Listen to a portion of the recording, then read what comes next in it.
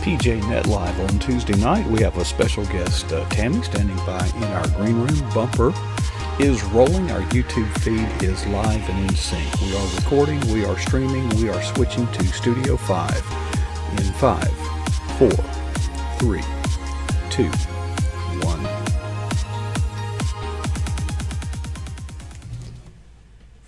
Welcome to the Tuesday night edition, doubleheader by the way, of PJ Net Live. We're starting a little early tonight because we have another special guest. And I can't wait to tell you about her. I'm just finding all these Christian writers on Facebook. And it's just a real joy to connect with them. And I think you're going to be blessed. I've checked out the bio, and I want to introduce you to Tammy Kennington. Now, I've been saying Kensington. There's some people in our community named Kensington, Tammy. So if I say that, just ignore me, okay? I'll answer anything. You will. Tammy, you have written several books. I think you said children's books. Is that where you were focused on your writing? That's right. Okay. I may have you mixed up with somebody else. How would I know? You've been writing, you say interested in writing all your life, correct? Yep, that's correct. Since about second grade. Well, that wasn't that long ago, was it? I won't tell if you don't. Okay. But writing and getting together, something happened in your life that kind of brought your writing career into focus. Can you share with our audience about your children and how that impacted your writing? Sure. So my children, 2 of my 4 children were diagnosed with dyslexia, and that changed my career focus. It changed the direction of a lot of what I did. So I started speaking at educational conferences that focused on dyslexia. I went from being an educator in preschool to focusing on education in the field of dyslexia itself. Went back and got my master's degree in an area that focused specifically on dyslexia, and then moved into teaching children who have dyslexia and remediating reading for them. Is that an actual discipline in the science of education, or is this something you just sort of pioneered? Oh, no, I didn't pioneer it. It's been around for quite some time now, but it is very new in Colorado, and not all states are on board with it yet. So it's been really exciting here to be part of that here in Colorado Springs. I'm actually very blessed to be part of a school that's the first public school in Colorado Springs to be serving children who are all children with dyslexia or children who have characteristics of dyslexia. Now, do they segregate them from the general population of the school, or is it just a classroom that they go to? How does that work? This particular school is actually a school for children with dyslexia. Those are the children we serve, and so we have about 130 children who have been screened for characteristics of dyslexia. Some of them come to us already having been diagnosed, but these children are in grades 2nd through 5th, and they rotate what you might consider a middle school or high school rotation. So they meet with a reading therapist like myself 5 times a week, 45 minutes a day, and then they have an English language arts teacher. They meet with their math teacher, and so forth, all throughout the day. So it's a really unique sort of school situation. How much? How do you measure your progress? Are you're kind of intervening and helping? Are you able to? How severe are they when they come to you? Are you able to make improvements? Are they able to reintegrate into the other schools, maybe? Absolutely. So these children take part in what is typically a 2-year program. They're using a curriculum. The particular curriculum we use for reading intervention is called Take Flight. There are several other reputable programs that are peer-reviewed, scientific-based programs, but this particular one that we use it is very in depth, and our progress is actually monitored by an outside group. So they take all of the data that we keep when we assess those children, and they take it, they assess it, and disaggregate it, and see what sort of progress we're making. So they're actually using it as research at the Luke Waits Center in Texas to see how effective our progress is. So we're actually a small part of a bigger scientific research project. Mm-hmm. So it really is it's the Take Flight program itself is known to be a very effective reading program. And then these children, what happens with dyslexia and effective programs like this Take Flight program, it will actually change the neuroplasticity of, well, the brain is so neuroplastic that it will actually, I get all passionate, so it will actually change the way that they read and the process within the brain itself. And the change occurs for the next 5 years after they complete the program. So then, while they may never be the most fluent readers, they will still continue to improve in their reading and will become more skilled as readers. It must be frustrating at times because you're working against a headwind, right? Oh, definitely. It is frustrating at times. It's frustrating for the children. It's a lot of hard work for them.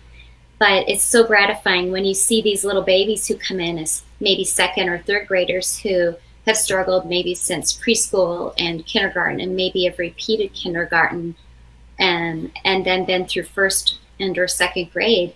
And maybe for 4 or 5 years they've struggled. And these are really bright kids, and they know they should be able to read and read well, but they can't. So you see them coming in and being afraid to read or afraid to speak out. And then pretty soon, at mid-quarter or by the end of the first quarter, they're feeling some success. And wow, they can read, and they're starting to feel more confident. And they start to realize, I can do this, and I am smart, and somebody believes in me. It really does impact their self. I hate comparing it with something as frivolous as acne, but I think sometimes we don't understand the psychological impact on their self-esteem. That these problems, our challenges have. It must be very rewarding. How long have you been doing this? This is about my 7th year now as a reading therapist. Right. Now, how did this have any impact on your writing? Oh, absolutely. I've done some ghost writing for children. I've done some easy readers and that sort of thing. And then a lot of nonfiction writing for children as well. Your resume goes beyond teaching and writing children's books. You're also a certified Christian life coach. Where do you go to get certified? I've seen some people advertise themselves as life coaches or 27 years old. It's like, really? Tell me. Tell me about your vast experience and wisdom. Yeah. Right. Yeah. So it's good to have a little experience in life. I agree. So as with anything, it's important to have certification. So, and I'm one of those people who just can't seem to get enough of learning.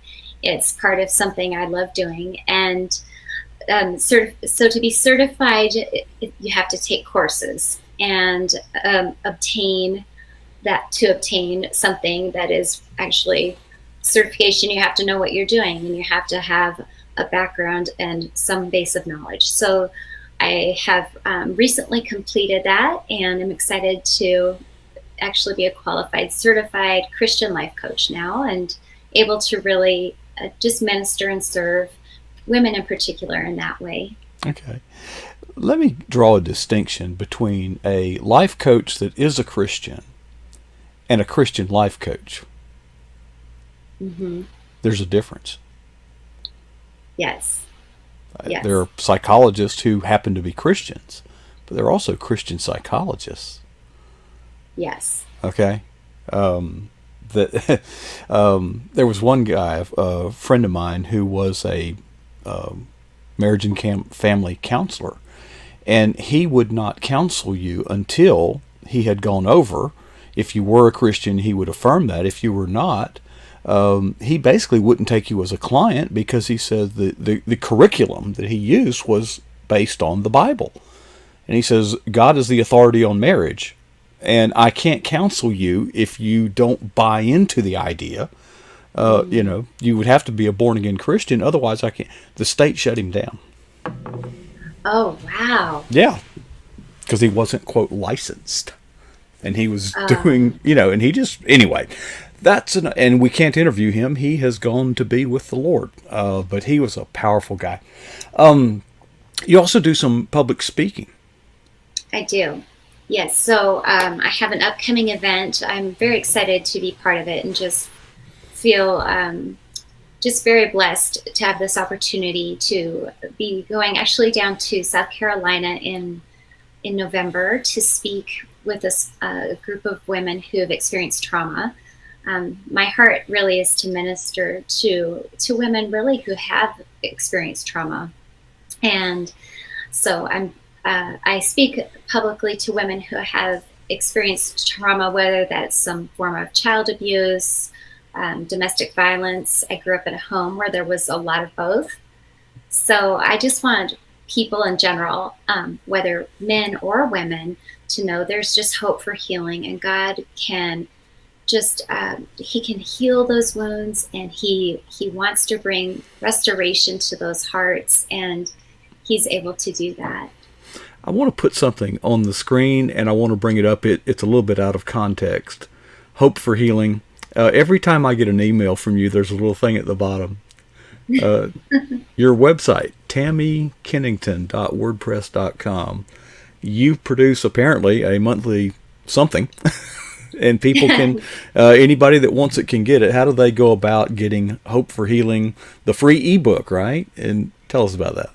There's a free ebook. It's called Hope for Healing, and it's just, you can come to my website and tammykennington.com, and it's just a little ebook about moving from the pain of the past and toward hope.